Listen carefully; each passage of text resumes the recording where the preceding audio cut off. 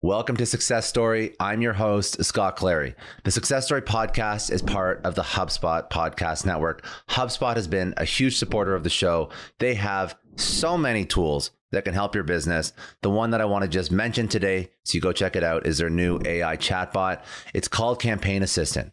HubSpot's Campaign Assistant is a game changer for creating marketing campaigns at scale. It turns your key selling points into a cohesive pitch, which helps you deliver knockout emails, ads, and landing pages in minutes. Just choose your content type, input a few keywords, key points, pick a tone like friendly or witty, and let the AI robots handle the rest. You can copy and paste the content to whatever channel you'd like, or even convert it directly into publishable campaigns without leaving your HubSpot interface. So let Campaign Assistant take care of the campaigns so you can get back to growing your business. Work smarter, not harder at HubSpot.com/campaign-assistant.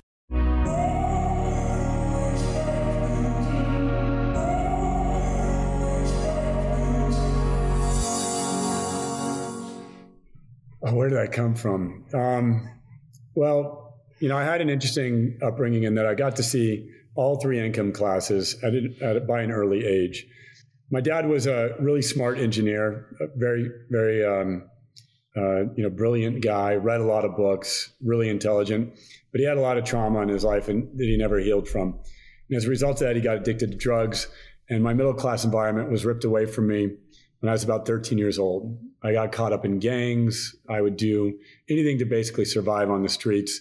And my mom and I were relegated to an environment of poverty. And that was from about 13 to 17. At 17 years old, my mom started dating a man who was an entrepreneur, and he took an interest in her. And so he had no choice but to take an interest in me. And as a result of that, I got a mentor in my life for the very first time. And he taught me about entrepreneurship. And I made a decision that I wanted to be an entrepreneur because I was terrible at school. I dropped out of high school. I went to continuation high school. And then from there, I went to a community college, and I never looked back. I made the decision to be an entrepreneur. I did have a job as an executive for a brief period of time in the computer sciences field. And that was what got me involved in technology and got me involved in looking at companies, with the technological perspective. And I've applied that perspective to every venture I've been a part of since. And how was jumping into entrepreneurship at a very young age? How, like, this mentor relationship? What did you learn at a young age? What made you want to go into it? Because I would almost argue that most people that saw entrepreneurship from a young age would stay the hell away from it because of the hours, the time, the energy, the effort. But you dove headfirst into it with everything you've done since then. Yeah, at first it was the money, because I saw him making millions of dollars. He was in the foreclosure business. We'd buy foreclosures, and he'd have cashier's checks on him, for $500,000 at all times. And it was a joke that he'd say, "I have $500,000 cash on me," because he wanted to be able to pick up a foreclosure at a moment's notice. And I raised on the streets. I never saw people with $500,000 in cash on them. Right, that was like a whole nother level. So at first, I got involved in it because it was the money. And to me, the way my mind worked was simple: as I couldn't be a doctor and I couldn't be a lawyer, but I could become the person that wrote the checks to the doctors and the lawyers. And so I thought it was silly that in school they never taught you, there's 3 career paths here, not just 2. Get good grades and be a doctor and be a lawyer. It's like there's a third one, that is get bad grades and become the person that employs the doctors and the lawyers. So you have 3 career paths, right? And they don't teach one of them. Yeah, well, and they don't teach entrepreneurship in school. And I had every teacher tell me that I wasn't smart enough, that I, should get involved in some sort of a trade, which to me, didn't seem like a desirable path. I tried roofing one summer, and I was miserable. In Southern California, it gets really hot during the summer. And so I was up on top of roofs at 110-degree heat doing manual labor. I worked in a wood shop for a period of time. I worked in a dry cleaner, and I was like, this sucks. And so being an entrepreneur seemed to be much better than those environments. So what was the first thing that you dove into? My first company was called 24/7 Tech, and the idea was simple. At that time, computers were failing constantly. You had this thing called the blue screen of death, where you'd be, working on something and it would just crash, nothing saved. Computers were really a tormenting experience in the mid to late 90s. We had Y2K and other things going on at that time that, that made computing a very difficult challenge for most people. And so my business would basically send a network repair technician to your location. And then we had value add services that we provided, but it was called 24/7 Tech. And our byline was, if your network's a wreck, call 24/7 Tech. And I remember I got an 800 number, 888 or 877 24/7 Tech, and people could call 24 hours a day, 7 days a week. And they'd basically, I had my phone set to ring, and I'd wake up and answer the call. And at first it was me doing the repair, and then eventually I scaled the organization. Oh, amazing. And what it's, jumping into this was your first sort of venture, but it was successful. So how did you hit the ground running and be successful? Because that's also a rarity, right, in entrepreneurship. Yeah, I wouldn't necessarily describe it so much as successful. I built it to $1 million business. I put $30,000 into it, which was all credit card. So I took out a bunch of student loans. At the time, I went to Moore Park Community College, and then I ended up transferring to a four-year called Cal Lutheran University. And so I started this company while I was in school. I leveraged college loans, credit cards, and any other device I could to start it. And, I lost some money on it. I ended up selling my interest to a partner. I wasn't the CEO of it.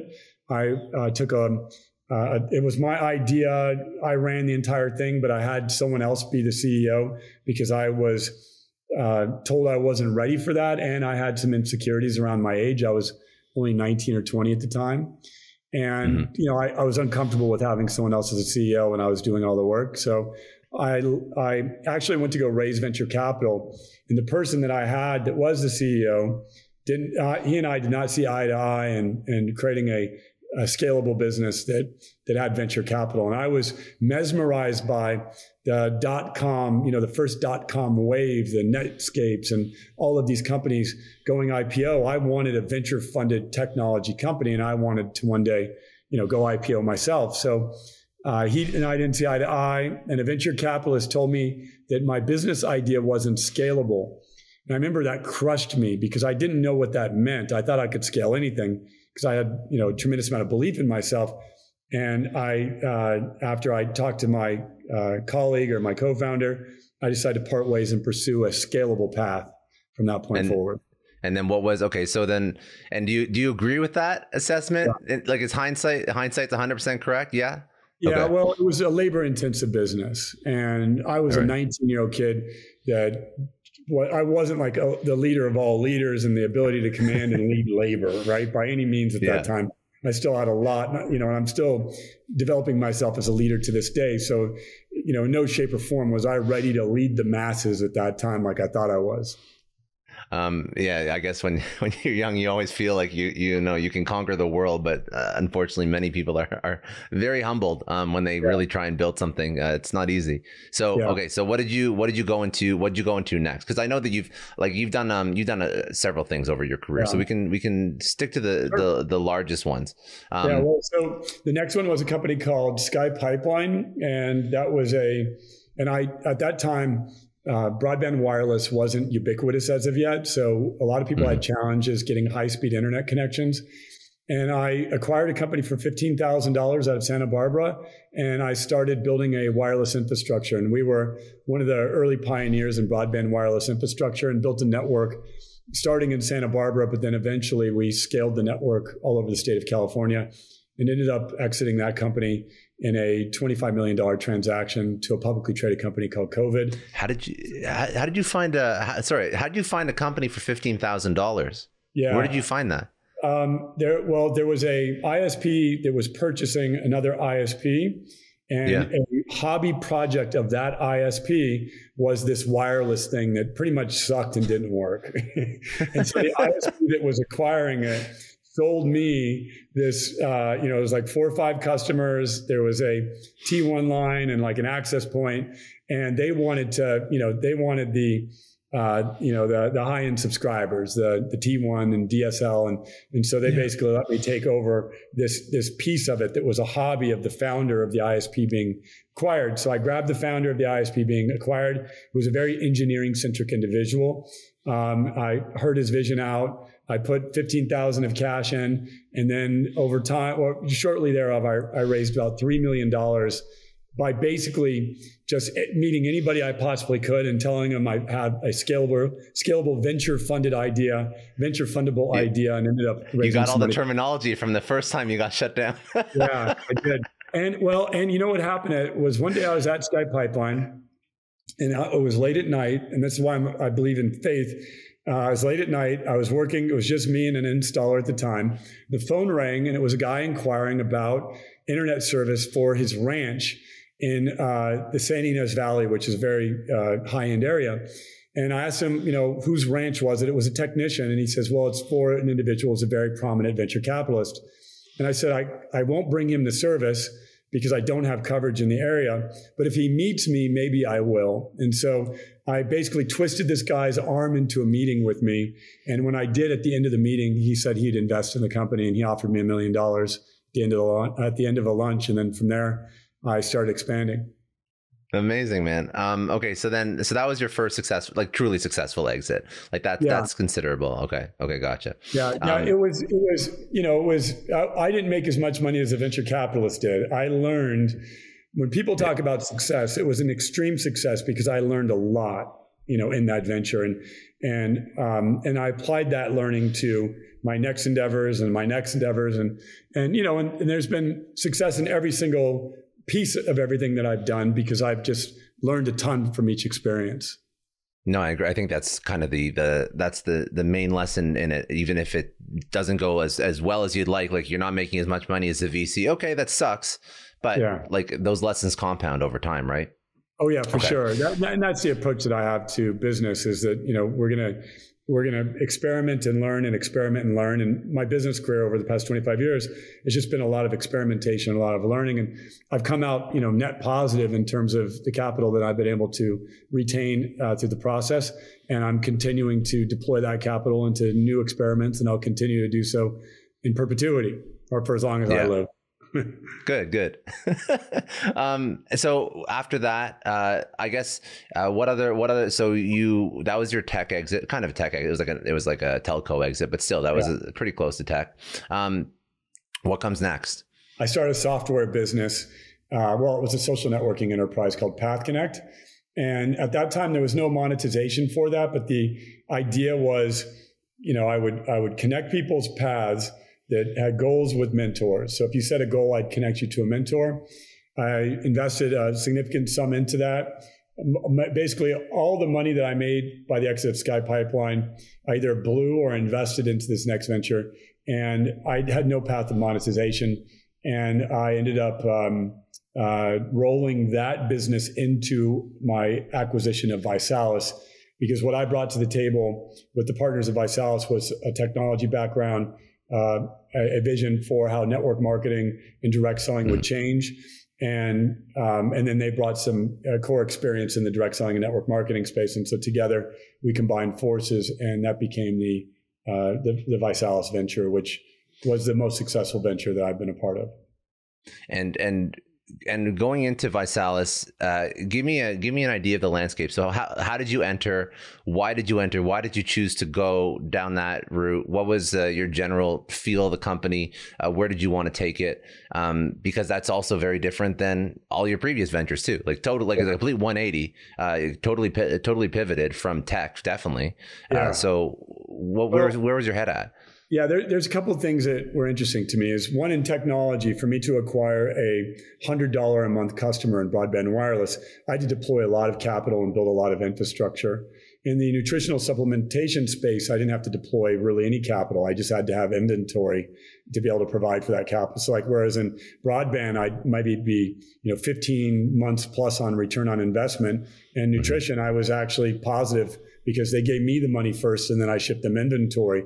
So I like the economics of the space, and I did see a lot of analogies between the two. And I also saw a space that was ripe for innovation. And I thought that bringing my technology background and my understanding of building infrastructure to a very legacy-driven industry, $168 billion industry that had no innovation at all at the time that I entered into it, and was trailing behind any other sector. So I thought maybe this could be an industry that I disrupt.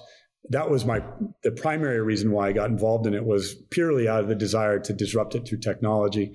The other thing is, one of my investors at Sky Pipeline had a company in the space. They were a very prominent family that had done billions of dollars in transaction, private equity background. And they had acquired a candle company that had a direct selling engine, and they had something like 50,000 salespeople. And at Sky Pipeline, I struggled to get 5 salespeople. And I thought to myself, like, how could I create a scalable model that had 50,000 salespeople? Like, to me, that sounded very exciting. And so I ventured into the direct selling space to try to understand how to scale a sales model. And that was, my primary objective: disrupt the existing, businesses within it through technology, and learn about scaling. And those were the 2 real objectives that I entered into it with. And I liked the product, much like I liked the Sky Pipeline product. I liked the ViSalus product when I entered, and I liked the original doctor behind the product. And I thought there was some innovation within that doctor that I could unlock and bring to market, much like the innovation that I unlocked at Sky Pipeline. So a lot of analogies. I didn't see it as totally different. No, I was going to say, and help me understand the business model for ViSalus. So help me understand, like, when you say direct selling model, how does that differ from like a CPG company or a direct to consumer company now, where they're going online or they're going to retail? Like, what does that direct selling model look like? And I guess because I recognize that direct selling model from like an enterprise B2B space, because that's you're going pure outbound, but this is a consumer product at its core. So how did that work? Yeah, well, you're recruiting affiliates, basically. So the way to describe it would be an affiliate model, and you're recruiting affiliates to basically sell that product. And our unique innovation was our marketing was a challenge. And now you'll see on the internet, everyone has challenges. And we brought challenges to social media. So we launched a thing called the Body by Vi 90-Day Challenge. When you join the Body by Vi 90-Day Challenge, you were encouraged to bring 3 friends with you. And when you brought those 3 friends with you, we gave you your product as free. We built into our economic model incentive structure for, in our cost model, we built in the structure where we could bear that burden, where the more people that brought in 3 people, the more free product we were shipping. And at one point, we were shipping out, tens of thousands of free kits, free product kits per month as a result of that marketing initiative. On the other end of that, we had an incentive structure, a compensation plan that compensated our sellers based on them helping more people receive their product for free. And the more that they did that, the more we unlocked additional incentives. We had a BMW program that we put 18,000 BMWs into our sellers' hands through the BMW program. We had $1 million cash bonuses if they did enough of the activity that we just described. And so we built a very complicated, multifaceted, multivariable compensation plan. And that was one of the big primary reasons for the fact that we were able to, grow and scale, to the size that we did. So walk me through numbers too. So when you joined, where was it at versus, because you won awards, I think, for turning this company around, no? At some point. Yeah. So it went through, when I bought it, it was doing about 20,000 a month in sales. And then I scaled it to, and I do have to say, I had a fantastic team. It wasn't just me. I hate even the fact that I say I, because it was a we. I had great investors, great business partners, great founding team members.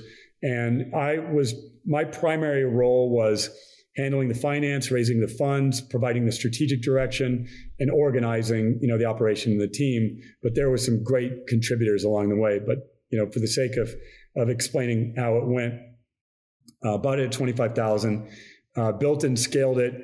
And this was in 2005, and then built and scaled it to the summer of 2008, where I sold it to a publicly traded company called Blythe, which was on the NYSE. I was doing about 25 million a year at the time, a couple million a month in sales when I sold it. Immediately upon the signing of the deal, the Great Recession hit. I sold it on 8/4/2008. And by September of 2008, the Great Recession hits. The company basically goes into severe debt. I went from 2.5 million a month roughly down to 600,000 a month. I had accumulated a ton of debt to try to stay afloat. The business was burning cash to the tune of like $600,000 a month. Business was burning $600,000 a month. We were down to about our last $600,000. The public company that bought us wrote us down to zero. And so the gains that I was able to take off the table as a result of their acquisition, because it was a multi-year earnout that was structured as part of the acquisition, I had to put back in to salvage the deal, which myself and my co-founders and one of my other investors did. And we kept the deal alive. We re-engineered the company, came up with the challenge idea that I had mentioned. And then from there, I scaled it in a new economic environment post-recession where, we were able to take a lot of market share and we were able to, while our competitors were retracting, we cut our losses, re-engineered our compensation plan, re-engineered our product offering, re-engineered everything, and we were able to expand while everyone else was retracting. And we took the number one share in shake during that time. We got to a 23% market share, and we were number one over Costco, GNC, and everyone during that time, based on the innovations that I've described. That's amazing. Now, I know that there's been, as you built this up, obviously the business model was successful, but there was you got a lot of pushback. There's a lot of shit about this business model that didn't vibe with people. Obviously it's come up again and again. So what went right? What didn't go right? Why was there so much press around, how you grew the company? Why was this something that, I guess, it seems like, there's a lot of companies that do direct selling models. Various companies do affiliate, multi-level setups. But in particular, you were covered by tons of news outlets. There was some legal issues that came up from this as well. So I'm curious as to why this all came to be. Well, one, I could tell you I made a lot of mistakes by all means. I was hyper competitive. And I got into a lot of competitive-oriented situations and lawsuits that, in retrospect, I should not have. The other thing is I sold to a publicly traded company, and we became the most meaningful portion of their revenue. And so all of a sudden, we started getting a ton of press around that. Every time the public company released earnings, their stock would blow up, basically, because the publicly traded company, which was basically a sleeper and dormant with zero growth, and in fact was going downward and retracting, all of a sudden now had hundreds of millions of dollars in revenue, on a quarterly basis and significant sums of profit. And so all of a sudden, all eyes were on us, both from the media and from Wall Street. And, we were not a fortified business model by any means. The other thing that occurred that was a big mistake was the publicly traded company couldn't afford to pay us the earnout. So they persuaded us to go public. And as a result of that, now all of a sudden my company, as opposed to, accelerating our growth and building fortification and building a strong infrastructure, my entire management team and everybody was focused on ringing the bell, myself included. There's such a gratifying idea that I would, take this company from near bankruptcy to ringing the bell. So we lost our focus and lost our discipline to building a company and fortifying. At that time, we should have done nothing but, fortify for growth and continue to invest in growth related initiatives, not try to ring the bell and go public. We weren't ready for that. So there were a lot of things that we did wrong. There were a lot of mistakes that we made, and some of the negative activity that we had was short seller enticed, in that we were the number one most shorted stock in all of Wall Street for over a year. And so there were so many people that were trying to stimulate negative activity against us, and then there was plenty of things that we did that were the perfect storm, a perfect storm of everything. It was rookie mistakes. It was public too soon. It was short seller activity. It's all this shit coming together that probably caused you a few gray hairs too. Yeah. The second thing is when, all of a sudden you're putting up 100 million in profit, every attorney in the world is looking to figure out a way that they can squeeze you. So the bigger you are, the bigger the target that you are. So I had short sellers going after me. I had ambulance chasers going after me. I had competition going after me. And then I was, also, I was not ready for that onslaught by any means. But we had class action lawsuits that all eventually got settled, but a ton of them. There was class action lawsuit after class action lawsuit after class action lawsuit over $1 billion of class action lawsuits against us at one given time. One was for texting incorrectly. I had no idea that you weren't allowed to text people. Another one was for product efficacy that we ended up winning. And another one was for the way the IPO was handled, which I didn't know that I couldn't cite. Like you see Elon Musk trouble that he's going through. Like every time I tweet, I would have an SEC filing and another, citing in a lawsuit. So I had no idea how to conduct myself as a publicly traded company and as a public figure by any means. Yeah, that's not easy to say. And do you still stand by like the core business model, like the direct selling multi-level affiliate? Because that also has gotten just a lot of negative. So how do you do that model right?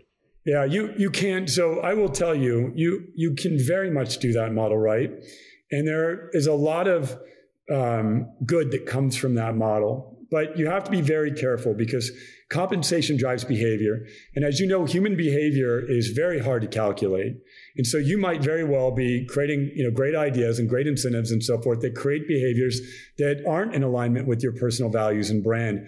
And when you have 1 million people out there marketing your company on your behalf, which we did, you're going to have a lot of chaos, and you're going to have a lot of people that are doing it in ways that are not in alignment with your values and in alignment with the brand's values.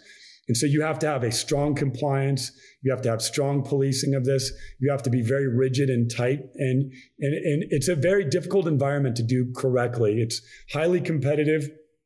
And, it's kind of like the wild, wild west of sales. So I learned a ton from it. I'm no longer within the industry at all, so I can speak very objectively about it. And, and I can tell you that there's some great things that come as a result of the industry, but then there's also some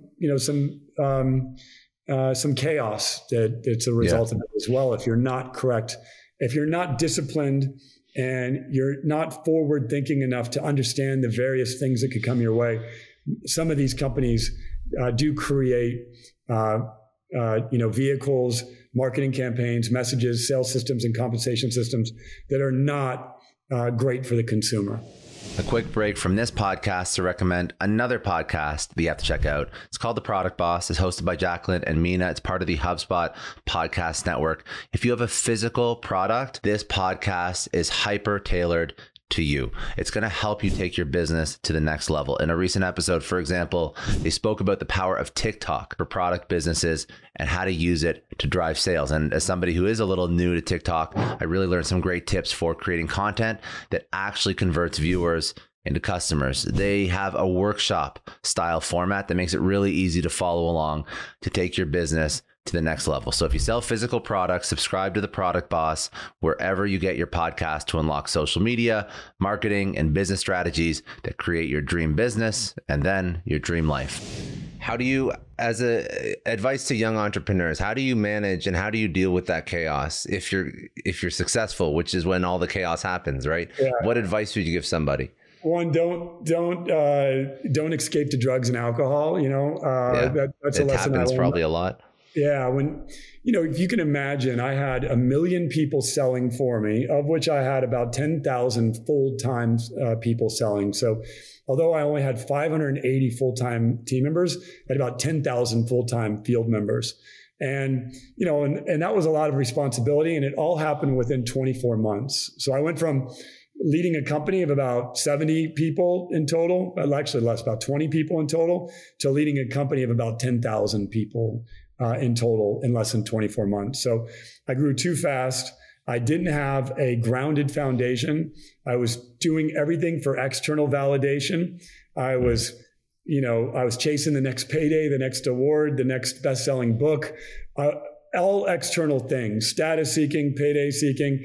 And then once I got those awards, those ego boosts, those status, adrenaline rushes, I lost my sights on what I was really building. And also once the acquiring company took over and owned the majority of the company, I lost a lot of my equity incentive to build it.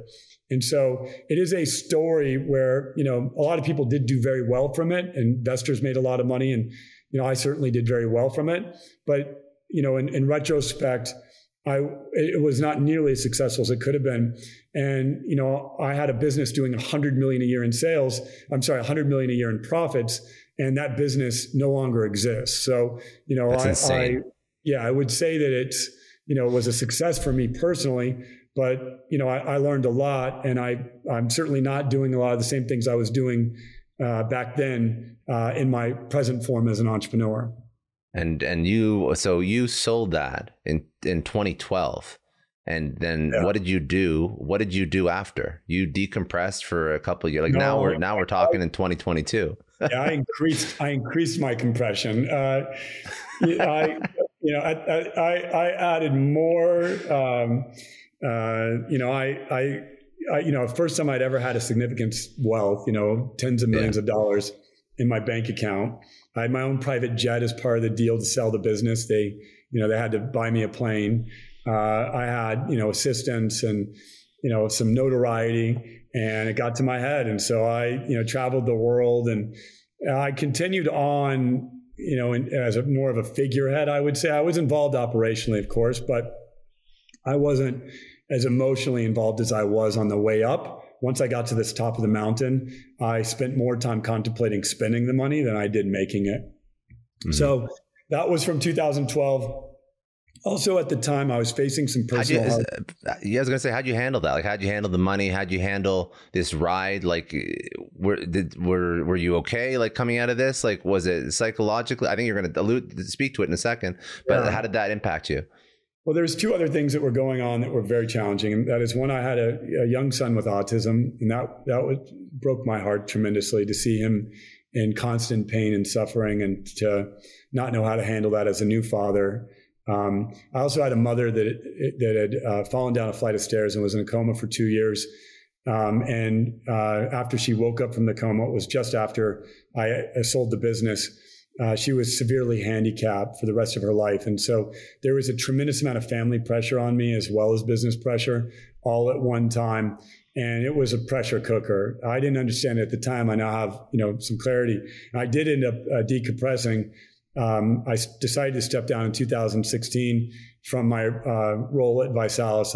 I left as CEO. I left the board.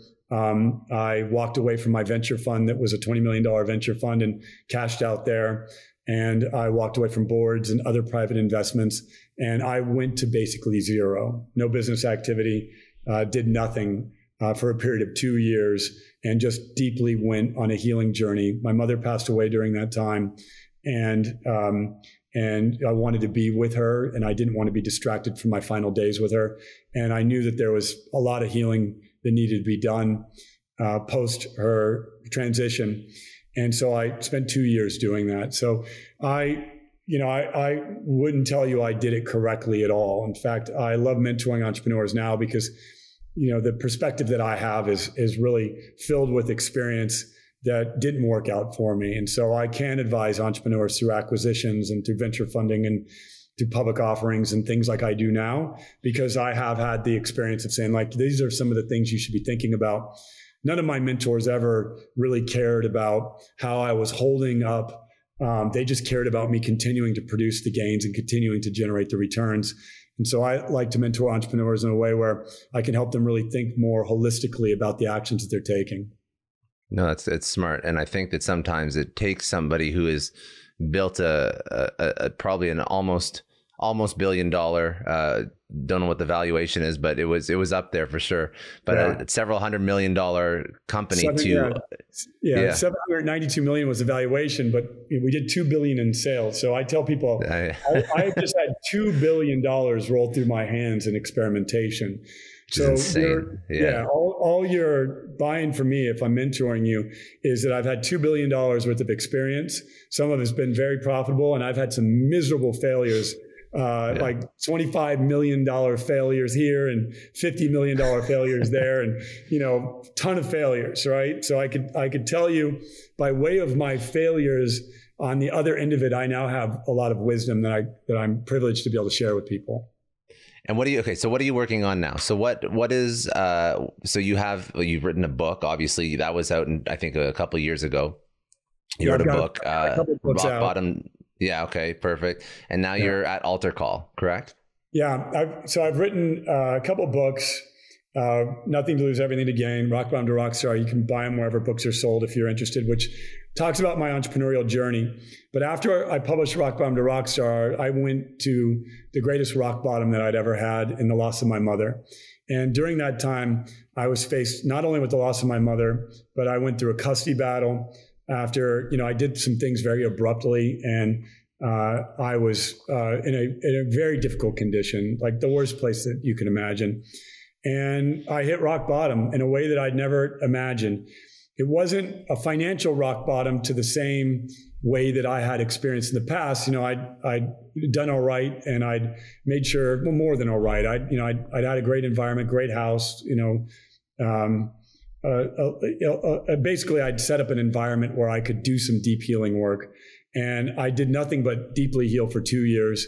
And during that period of time, I went deep into meditation, into breath work, into ancient wisdoms. I studied.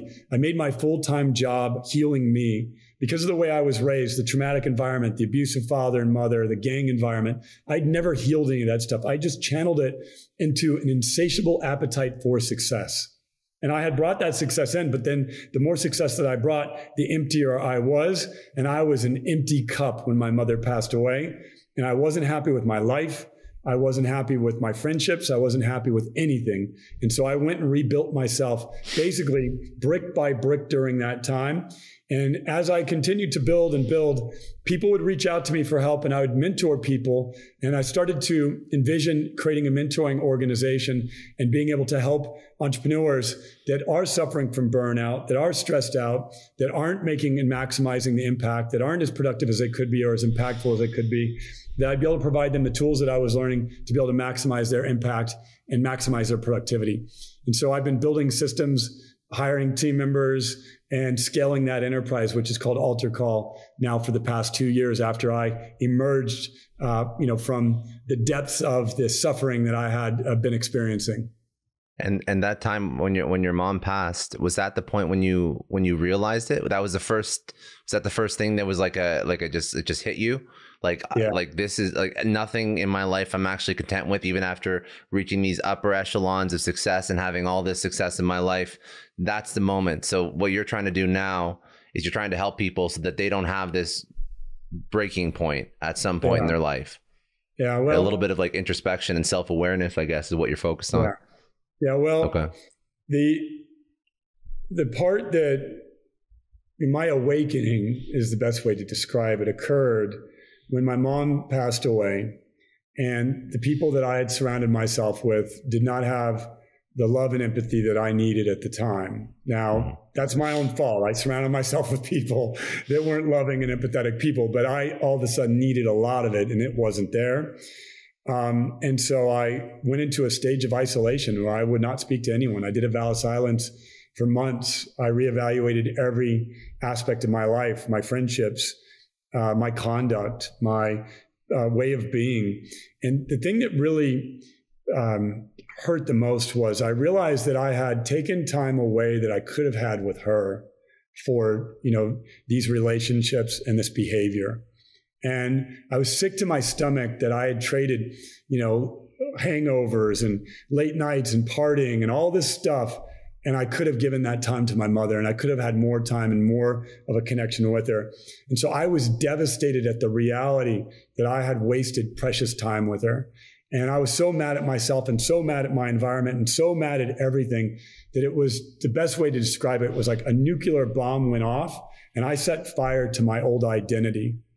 A lot of people had, I was in a notable situation. So a lot of people had seen me as such a, like a person who, never flinches, could be losing his mother, be going through a son with autism, getting sued $1 billion, and he's still showing up every single day and he's still pushing forward. And once my mother passed away, those walls came crumbling down, and I had a reality check that awakened me to to the reality of who I was, to what my shadow was, to who I was. And I hated every piece of it. Now, in retrospect, I was probably really tough on myself there and overly tough, because there was a lot of good that I've contributed.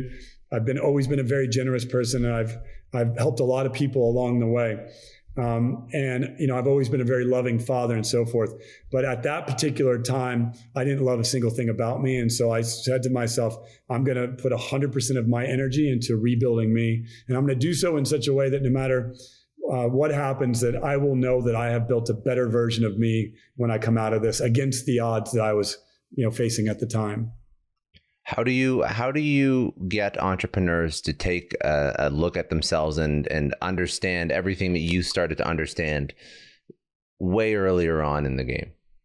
You have to, and it's a great question. Most of us entrepreneurs, there's not very many people who have gone through the fire and come out the other end of it with more wisdom. And so you have to have a mentor that's gone through the fire in an amazing way, because you are not going to be prepared to go through that fire. Like, there's no way anyone could have prepared me for what I experienced, right? Because, if someone would have sat me down and said, you're going to have 3 million customers, 1 million this, Wall Street after you, media after you, women after you, people trying to steal your money, and, your mother's going to pass away and your son's going to have autism, let me give you some advice. I'd have been like, no, thank you. So you got to have people around you on your corner that have been through the fire. And, there's this archetype that occurs in this thing that we call the hero's journey and in consciousness work that we do. And you want to find people that have been through the fire, that have been humbled as a result of it, and that are now back with wisdom to teach. And so that's the number one piece of advice that I give to entrepreneurs. And I take the entrepreneurs that I mentor through a process where I help them see the true reality of where they're at, of who they are, how they're communicating. And when you really see that and you're willing to look at your shadow and you become aware of the negative attributes and characteristics that you have to work on, that's when the real work begins, and that's when the transformational work begins. So I help entrepreneurs go through a transformational process. Most of them are in the middle of a life change. They're about to exit their company. One of my entrepreneurs that's part of my program just sold his company last week in a $75 million transaction. And, I'm helping him think about these things as I was helping him negotiate the transaction. Then as he's closed the transaction, now I'm helping him start to think about some things now that he's got a significant sum of money behind him and he's cemented himself, as a successful entrepreneur. I'm helping him, think about these things in a way that prevents him from creating some of the same challenges that I created as a result of not having good guidance and mentorship in the process. Do you believe that most entrepreneurs suffer from depression, from some sort of psychological trauma? So I've never said this out loud before, but you just prompted me to think of something. And that is that in order to be a person that likes to take a lot of risk, you have to have had an environment that's conducive to that, right? Like, it's rare to find a person. I mean, there might be a rare person that had a comfortable upbringing and just decides they want to take risk. But generally, when you are you have a high appetite for risk in general, you're going to have some conditions that stimulated that appetite for risk. And that could be a traumatic upbringing. That could be, you extracted some lessons in a certain way based on seeing your parents' financial scarcity or by the way your parents raised you. But in general, there's something that stimulates you to be very risk-oriented. To be successful, you got to take a lot of risk. Very interesting. No, I've had this conversation a few times. It's just not something that we cover or talk about enough. We talk too much about the hustle culture and the grinding nonstop and whatnot. And actually, you took it a step further with that point. The fact that to want to do this, there's something in you that just prompts you to go down the highest risk, most most treacherous, most unstable job option you could ever want to do. Yeah, like if you saw somebody taking high risk in their sex life or high risk in their nutritional life, you'd be like, that person's off they're out of their mind. Yeah. And then you see a person taking high risk in their career and you're like, I want to follow them and be an entrepreneur just like that person, right? You know what I mean? Yeah. So high risk is high risk. Yeah. And how do you, so when you work with some of these entrepreneurs, what are some, let's just give over, there's obviously a lot of tactical advice, but an entrepreneur that's trying to stay the course, navigate all these different things that are coming up. They're very successful. Things are moving quickly. What are some things that you teach over? to entrepreneurs so that they can, navigate this stuff well? Yeah, well, one, you have to make time, and I did not do this, but you have to make time, and your highest priority has to be that you're taking care of your own self-love and energy conditioning. You have to make the time for that, and you have to make that your number one priority, because you cannot serve from an empty cup. And I was trying to serve from an empty cup, and I needed to use caffeine and Adderall and different substances to keep serving because I wasn't replenishing correctly. The other thing is you have to learn how to master the mind. I always was very competitive, so I was very strong in the body. But I thought meditation was a gimmick. I thought it was stupid. I thought it was for, gurus that wore weird clothes, and, not me. I'm a ADD, caffeine drinking entrepreneur. I want to go, go, go. And what I've come to learn in my meditation practice is meditation actually enhances your intelligence. It enhances your IQ. It grounds you. It helps you process. And so spending time in meditation, and most importantly, contemplation. I spend at least an hour plus a day in meditation and in contemplation. I'd say it's probably averaging 2 hours a day. And I do that before I enter, my day of work. And I'm often up at 4:30 a.m. doing this work. So by the time I arrive to my team, I've already processed. I've let go of the negativity from the prior day. I've learned something. I've learned something about myself. And so I've generally won, and I've also exercised and eat a nutritious meal prior to even entering my day. So by the time that I show up to work, I've already won the day. Mm-hmm. Now, all I have to do is apply what I've learned, not react, try to have as much passion and kindness and empathy as I possibly can. And my day is basically heaven on earth now, because I've done this enough days consistently to where I have a full cup to serve each day that I walk into. And how do you, so you're saying that practice effectively replaces the go, Adderall fueled, caffeine fueled, like hustle call. Because I just want to make sure that if you're reinventing yourself and trying to be more mindful, is there any benefit at all to having a little bit of that crazy attitude towards hustle and getting shit done? Does that benefit an entrepreneur? Or are you saying, that's like a legacy view of entrepreneurship. Let's shelve that and let's approach it completely differently? Well, it's not the most sustainable way to go, but it's a great fuel source, but you will crash, and it has a half-life to it. And gotcha.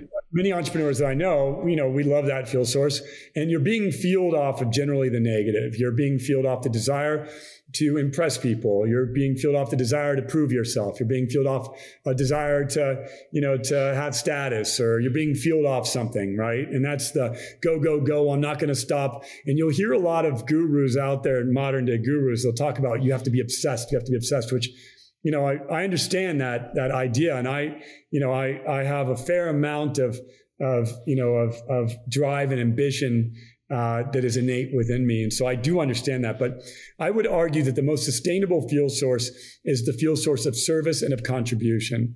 And so if you can move off of these lower frequency fuel sources and onto a fuel source that is more sustainable, and learn how to utilize that fuel source, you'll have a more sustainable ride and you'll have more impact. I was afraid that I would lose productivity when I thought that maybe I'll never be as good of an entrepreneur as I once was. I had that thought when I did 2 years worth of the deep journey inward. I thought maybe I'll never be, maybe it is a great entrepreneurship is a product of some screws that are loose. And I've come to learn now that I'm more productive, I'm more efficient, I have greater clarity, I make better decisions, and I have more consistency than I ever dreamed of. And so I know without a doubt what I am building now will far surpass anything that I've ever built. I just have to build it for enough days in a row, consecutively and consistently. And now I have the tools to do that. And entrepreneurship is not that hard once you learn the fundamentals of it. You learn about leadership, you learn about finance, you learn about supply chain and technology and project management. And, there's maybe 10 buckets you have to learn to become a great entrepreneur. And if you learn those 10 buckets in an efficient enough way, you don't have to be a master at all 10, but you have to learn enough about them to get some masters in all 10 of those buckets. Then entrepreneurship is very easy. As long as you have an idea and an addressable market that is significant enough to, for your solution to provide an answer to their problem, then it's not too difficult at all once you've learned these things. But the process of learning takes a while. It takes an average of about 5 years to build a foundation in a business. And I have a number of friends that are very successful entrepreneurs, and they'll start a new business. Guy could be a billionaire, and it's going to take 5 years for that billionaire to build something of significance. So most entrepreneurs just don't put in the time, and they don't really understand that your first 5 years are going to be painful. It's not going to be easy. But once you build that solid foundation, the house goes up very quickly. And last question on this point, you've spoken a lot about conscious capitalism. What does that mean? That's how you actually build the business, right? Yeah. That's not like you. That's like the type of business you build. Or explain that. Sorry. Yeah, there's a shift happening right now in capitalism, and a product of it is there's a lot of people that are against capitalism. They think capitalism is a root of all evil. We're hearing people even suggest that we should become socialists. And I'm here to tell you that is just absolutely ridiculous. Capitalism has brought more people out of poverty than any other force. It creates innovation, and capitalism is going to solve the very problems that we are up against.